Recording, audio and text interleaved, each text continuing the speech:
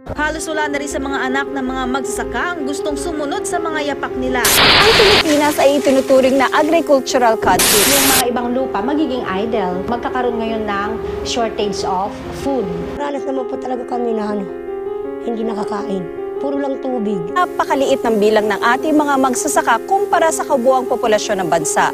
Yung ating objective ng food security ay baka hindi natin ma-attain.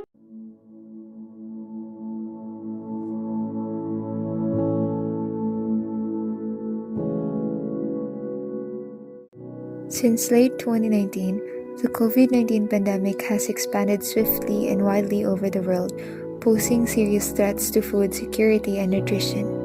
This impacts food systems and has put people's access to food at risk.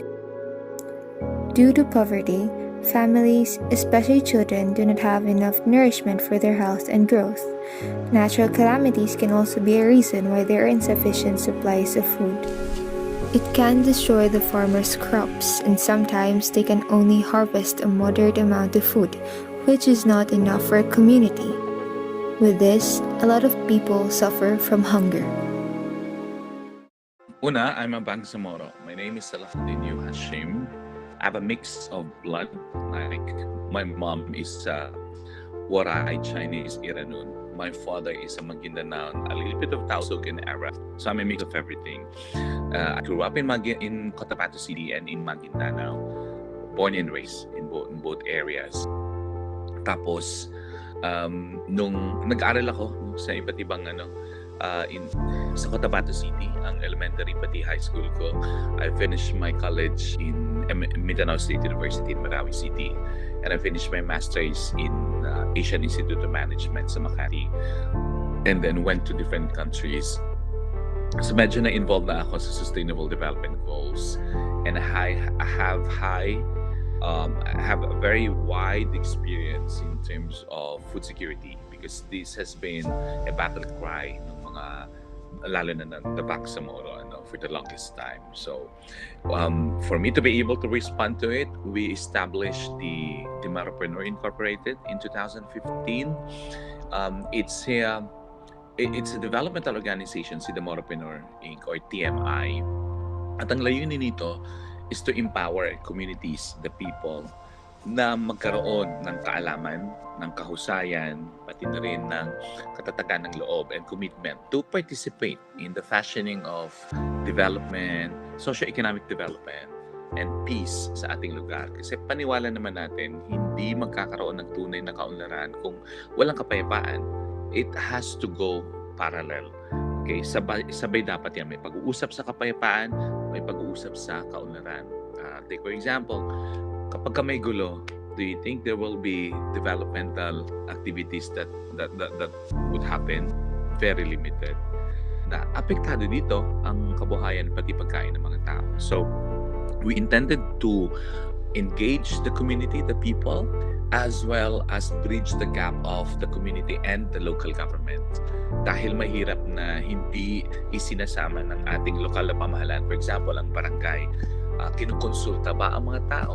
Hinihingi ba ang kanilang opinion? Tinatap ba ang mga tao sa mga activities? Yung ganong tipo. We also work at the higher level, at the policy level. We wanted to ensure that what we have learned at the ground, lahat ng mga kaalaman namin sa baba, ay naipaparating natin sa regional offices, sa different government agencies. At yun ang naggagabay sa kanila sa paggawa ng mga batas. So I am part of this research team ng World Food Program, which focuses on the food security. The study is still being finalized at ito ay maa-out na inshallah. So me as a developmental worker is really doing my very, very best to contribute in the fashioning of peace and development sa ating lugar. And hopefully, itong mga kabataan na kaya ninyo should be able to actively participate sa mga ganitong ginagawa.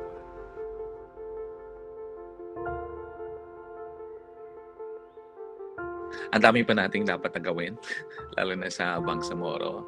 I've been into different countries all over the world and see the difference nung kahusayan nila sa kahusayan natin, mahusay tayo, but we're not really good at implementing laws and programs. Ang gaganda ng mga batas natin, hindi naman natin nai-implementa. Minsan, ang may problema ang pamahalaan. Kadamihan din, ang problema tayo din mismo. We do not follow the rules. Naghahanap tayo ng mga short changes and short processes para mas, pwede nating ikutan ng batas. So even in the case of the food security na issues, there has been laws already about this. There has been policies about this, pero wala pa rin. A simple activity lang. For example, sa loob ng bahay, salat na nga yung buhay natin, right? Pero within our house, kung titingnan mo, ilang dami yung tinatapon ng mga pagkain. Yung kanin, yung ulam, ilang dami ang tinatapon nun. O kaya yung nababahaw. Okay? What I'm saying is that we have the abundancy sana kahit na yung walang talaga nasa impoverished world. Pero nasasayang yung mga pagkain talaga. That's a bad habit that we should really stop. And it's a small act, but it will do wonder kapag nabago natin yung ganun na pananaw.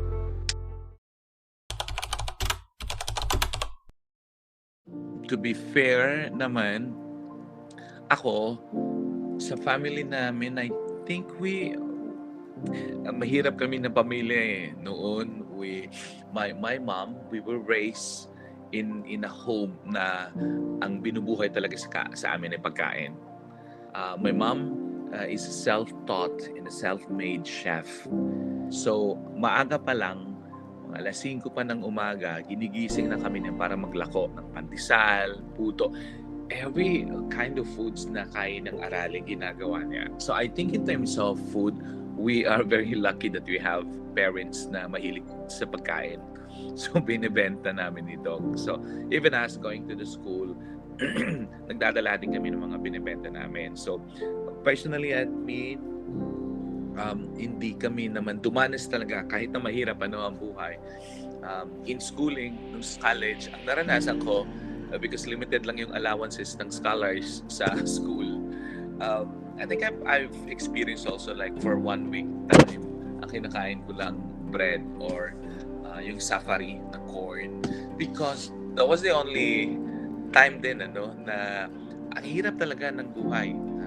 I don't want to give burden to my parents.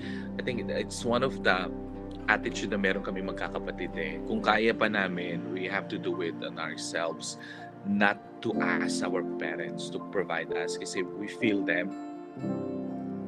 In 2000 to 2001, there was the all-out war policy of ERAP. I was in college at the time. I was caught in the middle of it. Hindi ako makapunta ng Marawi at the time because nga gera. And yung kapatid ng Salamat Hashim, the Amir Salamat Hashim, his name is Salahuddin Hashim, was both gases to be dead. So akala ng mga tao sa Marawi, patay na rin ako. So nag-iiyakan sila doon and everything. No pala, after lang magkaroon ng cessation, I went back and everyone was really amazed. Na buhay pala ako in flesh. So what I'm saying is that the food insecurity in the family is caused by circumstances. Ang daming Bangsamoro. To be honest, mayaman naman tayo eh. Ang ating lugar ay punong-puno ng natural resources. That's one thing. The Bangsamoro is heavily dependent on agriculture. It's really the main source of livelihood. It has mga 11,000, almost 12,000 square kilometer ng lupa. That's around 4% of the total land ng Pilipinas. 4% ng total. Kahit pa paano, malaki-laki din yun. And with a population of around 5 million, 4 million ang sinasabi ng data. Pero ang nakakalungkot ito, 53% families in the region are poor. And 29.1% of them, out of that 53% family, were not able to meet the basic food needs during the first semester of 2018. Nasa pag-aaral yan. Malaking number yun. You're talking about thousands of families. So kung 4.12 million ang population, tapos 53% families ang poor, okay, ibig sabihin mga around 2.3 million yan Okay?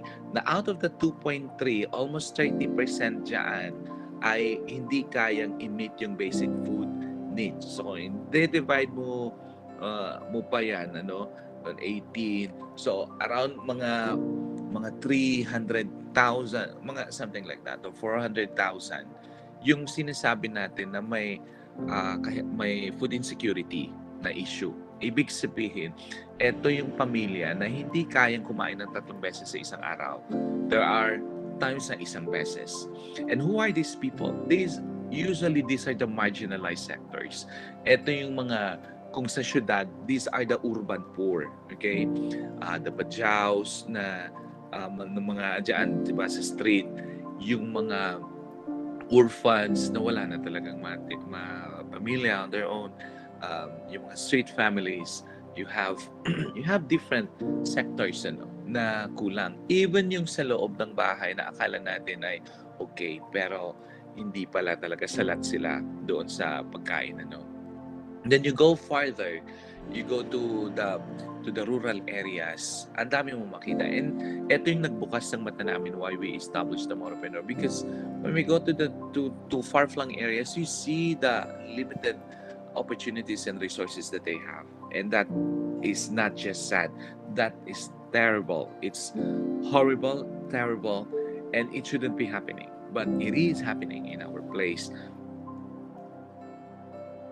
We are being tagged as the poorest region in the country, and while we are boasting that, alam mo, dapat hindi, but the reality is a lot of our kababayans, almost 30% of them, are not able to meet the dietary recommendations of 3 meals a day.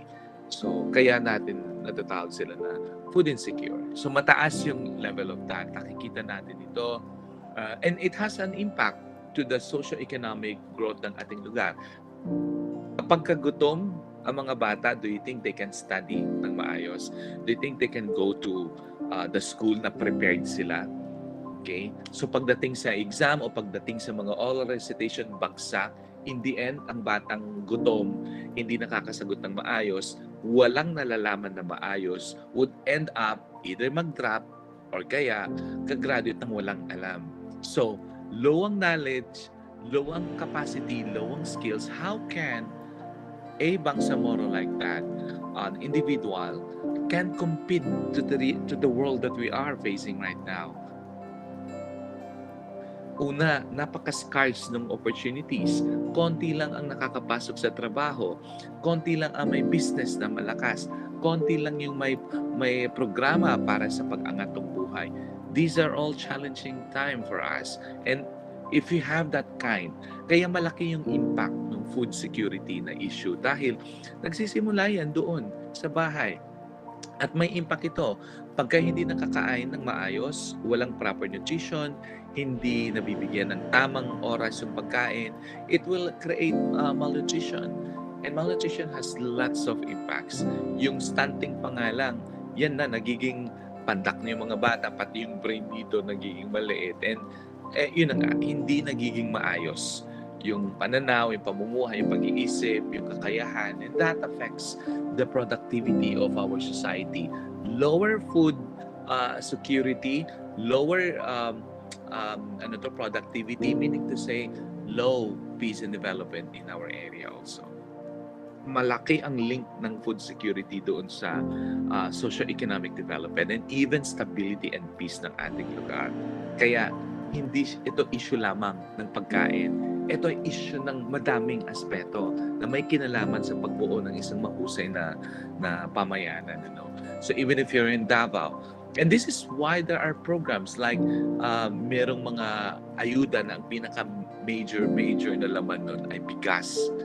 Because we see that rice is the one that could address, pero hindi ang daming issue on that dahil hindi naman ganun ka-nutritious ang bigas. Dahil nga sa bigas, madami nagkakasakit, diabetes and everything, The way the government supports yung ating mga farmers and fisherfolks. I'll give you an example. During this pandemic, and this is very sad kasi instead of the government assisting our farmers in providing better better assistance sa mga tao. Like for example, may mga farmers noon na nagtanim ng mga kalabasa, different gulay. Nag-lockdown, di ba? So nung mag-lockdown, hindi nga nila mabebenta yung kanilang mga pananim. So ang mangyayari noon, either mabubulok, itatapon, luging-lugi. Pero ang ginawa ng government, instead of getting all of these plants, etong mga gulay and yung mga livestocks, para yun na lang sana ang bilhin na pang-ayuda sa mga tao. Hindi. Mas ginawa pa natin, nag-angkat pa tayo ng bigas, bumili ng mga canned foods, mga noodles, at yun ang pinamigay. Very poor in nutrition, very expensive as well, and it's not really the right diet for our people. It doesn't address the issue of resiliency.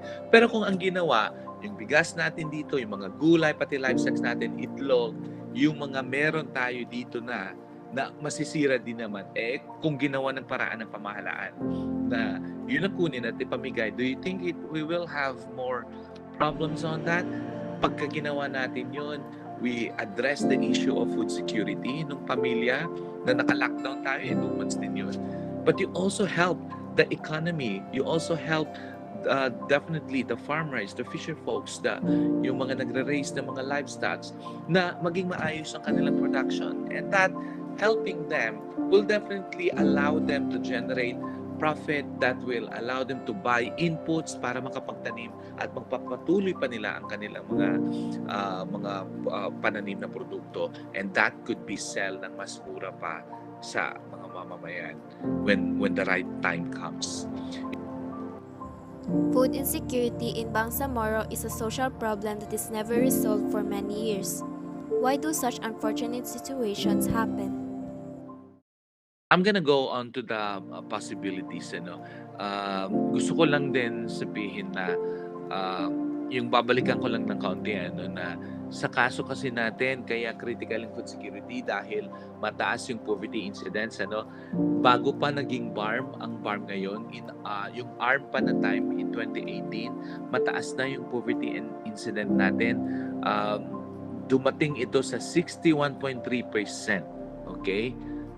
Ganong kataas yung dating ARMM, 61.3%. So nung pumasok ang BARMM in 2019, ang laki na ng problema, right? Ang laki na. So mahirap. Mataas, okay? That's 61.3%. Come on, the highest in the country. Okay? So, ang ibig sabihin nito, 6 na tao ng Bangsamoro, 6 out of 10, 6 sa 10, ay namumuhay below the poverty threshold, which have impact on every child's health and education. Malnutrition na sinasabi ko, lalo na sa mga bata, ay strongly linked with high rates of diseases and premature death. Madaming nagkakasakit at namamatay because of malnutrition. It also has adverse effect on crucial stages of child development. Yung sinasabi ko sa inyo, yung brain development, yung growth nito, leading to cognitive and behavioral deficits, meaning darating ang panahon na gumraduate man yung batang yan, walang alam, singa, kumakalam yung tiyan, hindi nakapag-aral ng maayos. Yung iba, nagkakaroon ng learning disability at yun na nga, uncompetitive workforce. So, eto ngayon yung kinakaharap natin. Darating ang panahon na TikTokers na lang ang mga kabataan. Naniniwala na lang sa mga fake news sa TikTok, sa YouTube, sa Facebook.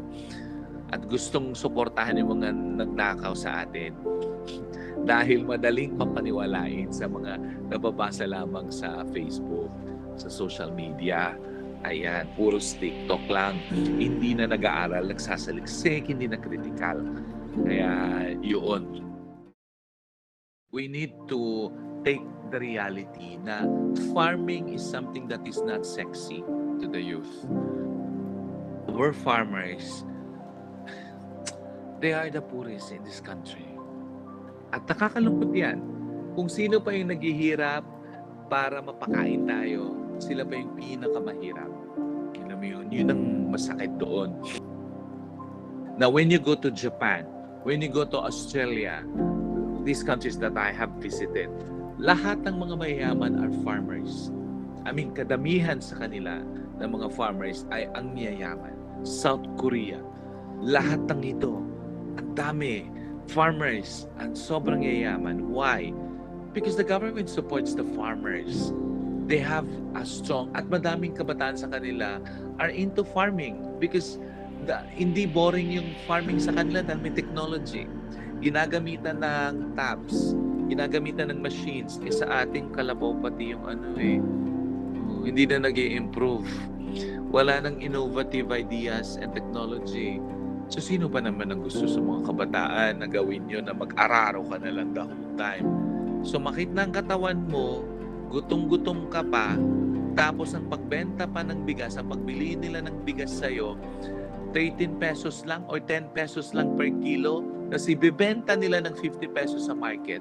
Nasaan ang prestisya doon? Alam niyo ba na ganun kaliit yung price na kinukuha? Yung ang tawag nila doon ay farm gate price. Okay? Yung farm gate price of rice, for example, ito yung magkano nga ba yung from the farmers itself, magkano nga ba yung titingnan natin kung magkano ba yung pagbili. Okay, nagre-range ng 16 pesos, okay, yung pagbili ng mga millers. Magkaiba kasi, kaya nga pag for example rice yung product, dapat ang iniintindi ano ang supply chain nito, yung value chain analysis. So, syempre ang input niyan, ang nag-uumpisa niyan mga farmers. Sila ang merong nagtatanim sila ng mga binhi, lahat ng ginagawa nila. And then ina-harvest sila into palay. So if they have the capacity to mill, sila na yung magpo-produce that into a nakasako na talaga na maayos na bigas. Pero kadamihan hindi dinadala nila yung mga palay nila doon sa mga businessmen na merong milling machines. So binibenta nila yung farm gate price ng palay nila napakamura, nakakainis sobrang mura, 16 pesos to 17 pesos ang price lamang. Ngayon, ang gagawin lang naman nung company, walang kahirap-hirap, o edi lahat ng palay, ilalagay lang nila dun sa machine, wala, naging bigas na, isasako na nila, bebenta na nila yan ng 40 to 50 pesos per kilo. You see how sad it is? Nakakalungkot dahil alayo nung kinikita ng mga millers kaysa dun sa mga farmers. Why would the youth be engaged on that? Bakit hindi? So sa ngayon talaga, mahirap na kumbinsihin ng mga kabataan. It's not just a stereotype. Yun ang katotohanan. Our farmers are very poor. Now, what needs to be done is for the government to change that, to change the approach that farmers should be given enough resources, enough support, and an enabling environment that includes yung technology. Alam mo yun, madaming pwedeng gawin like magkaroon ng mga demo farm. Okay? So kami sa The Moropreneur, we are aiming na magkaroon kami ng demo farm, and we have partners like Pusikong, yung mga organic na farming, ganyan, na maganda yung mga nakikita, may mga tanim na, puno, gulay, prutas, herbs, ayan na. So what needs to be done? Siguro yun na yung mga panghuli na ano bang pwedeng gawin, Okay? Kailangan muna magkaroon ng tinatawag na, di ba ang sinasabi ko sa inyo kanina, madaming elemento yung food insecurity. Hindi lang yan siya about dun sa pagkain talaga, but yan ganun, yung suporta ng pamahalaan sa mga farmers, yung kawalan ng hanapbuhay, investment, all of those, So, we'll tackle that a little bit, and paano nga ba natin ito ma-address? Paano? At importante to take stock of the current situation sa region, like the pandemic, and we need to review emerging issues, like itong mas pinipili nating bumili ng mga imported na products. Hina-harbor natin papunta dito sa atin, yung mga local products natin hindi natin tinatangkilik. Okay? So madaming ganyan. Yung ugali ng mga kabataan din sa ngayon na nag-waste ng mga resources, tinatapon lang yung mga pagkain. I think etong pwede niyong gawing kampanya na magkaroon ng policy sa mga canteen, sa schools na bawal magtira. So kuha lang kung ano yung nararapat at sapat na pagkain, tapos bawal magsayang o magtapon. Ngayon, ano itong mga challenges na kailangan nating tingnan? Yung pag-improve ng livelihood with a focus on agricultural productivity. Na ang BARMM ay agricultural. Madaming lupa na nakatiwangwang lamang. Madaming mga traditional na pamamaraan na konti lang yung output, kaya kailangan mag-invest na mas mapalakas ito. Okay? Yung pag-modernize ng farming is very important, lalo na nung techniques in farming. Okay? Yun, importante yun. Yung fresh and marine waters natin are also in crisis kasi kuha lang ng kuha. Hindi naman yung mga fisher folks ayaw din tumulong para mapalaki yung similya ng mga isda. Okay? I think we need to be responsible also. Tapos yung pollution, pagtatapon ng basura, tigilan na natin yun dahil it kills the animals, it kills fishes also. So, hanggat hindi yan na-address sa mga issue, hindi talaga tayo lalabas nito. May mga policies na tayo, pati mga institutions. So, madami na pwedeng gawin, pwedeng makita. We need to increase yung resilience ng vulnerable populations. Like ngayon sobrang hirap, di ba, because of the pandemic. Okay? Now, we've experienced all of this. We need to measure to mitigate yung impact ng ito. So, kailangan ng research kung gaano ba kalawak yung naging impact ng pandemic sa atin. Okay? But we need to make sure that the people have the ability to adapt to these changes. Yun, kailangan nating makita kung paano. And madami ang pwedeng gawin, like for example, yung pagkakaroon, kahit yung pagbibigay lamang ng tamang impormasyon sa bawat isa, that is an important empowering way para maging resilient yung mga tao. Kasi pagka may alam, mas naghahanda ang tao. Okay? Yan. Mas meron tayong kakayanan. Ano pa ba? We need to expand the markets and the value chain management. Na ang ibig sabihin nito, yung pag-create ng opportunities ay dapat natitignan ng pamahalaan. When people are aware and informed of the opportunities that they have, they will be more willing to venture outside the traditional farming practices and pwede magnegosyo out of it. And ito dapat yung ini-envision natin. May build na program na dapat yung farm to market road maayos na nga talaga. Pero hindi lang dapat na uuwi ito sa kalsada. Pagkos dapat may mga post-harvest facility like yung milling, okay? Yung food processing facility, yung mga lahat ng yun, wala Dapat meron tayo nun, okay? Yung farmers and fisher folks, they tend to stay as farmers and fisher folks pa rin for the longest time. And it is high time na yung ating pamahalaan would pave the road to competitiveness and increase the yields and profits gaya ng mga nabanggit ko kanina. Okay? So, an important strategy dito is yung pag-buyback schemes na gaya nun. Dapat ang pamahalaan o tayo mismo, we buy the local products that we have. Hindi poorest na lang imported.